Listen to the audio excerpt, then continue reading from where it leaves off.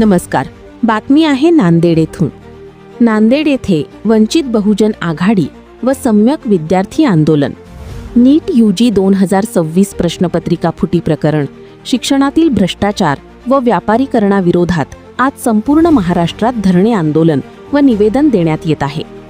सम्यक विद्यार्थी आंदोलन व वंचित बहुजन आघाडी नांदेड जिल्हा कमिटीच्या वतीने नीट UG 2026 प्रश्नपत्रिका फुटी प्रकरण, शिक्षण क्षेत्रातील वाढता भ्रष्टाचार तसेच शिक्षणाच्या व्यापारीकरणाविरोधात विविध मागण्यांचे निवेदन निवासीय जिल्हाधिकारी साहेब नांदेड यांना देण्यात आले.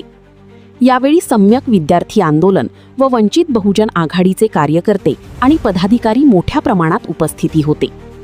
आज वंचित बहुजन आघाडी प्रणित सम्यक विद्यार्थी आंदोलनाच्या वतीने संपूर्ण महाराष्ट्रामध्ये 36 जिल्ह्याला जिल्हाधिकारी कार्यालयावर निवेदन आणि धरणे आंदोलन करत आहोत. त्याचाच एक भाग म्हणून आम्ही नांदेडचे जिल्हाधिकारी साहेब यांना आमच्या प्रमुख 5 मागण्या दिलेल्या आहेत. त्याच्यापैकी 2 मागण्या ज्या मुख्य आहेत त्या सांगतो ते एज्युकेशन मिनिस्टर आहे धर्मेंद्र प्रधान यांचा राजीनामा द्यावा, नैतिक जबाबदारी स्वीकारून महाराष्ट्रामध्ये भारतामध्ये 4 विद्यार्थ्यांनी ज्या आत्महत्या केलेल्या आहेत त्या आत्महत्याला अनुसरून आणि नीटचा पेपर लीक झालेला आहे या संदर्भामध्ये त्यांनी त्यामुळे आत्महत्या केलेल्या विद्यार्थ्याला आणि यांना दोषी मानून राजीनामा द्यावा आणि त्यानंतर जो काही कायदा आहे पब्लिक एक्झामिनेशन 2024 हा कायदा अशाच प्रकारच्या त्या परीक्षामध्ये आन्सर की असेल, त्याचबरोबर पेपर चोरीचा प्रकार असेल, त्याचबरोबर पैसे घेऊन इतरत्र विद्यार्थ्यांना अगोदरच पेपर लीक करणं असेल, यावर कठोर शासन करण्यासाठी हा कायदा आहे. या कायद्याची प्रमुख अंमलबजावणी करण्यात यावी यासाठी आज आम्ही पक्षाच्या वतीनं निवेदन दिलेलं आहे. चर्चा करण्यात आली.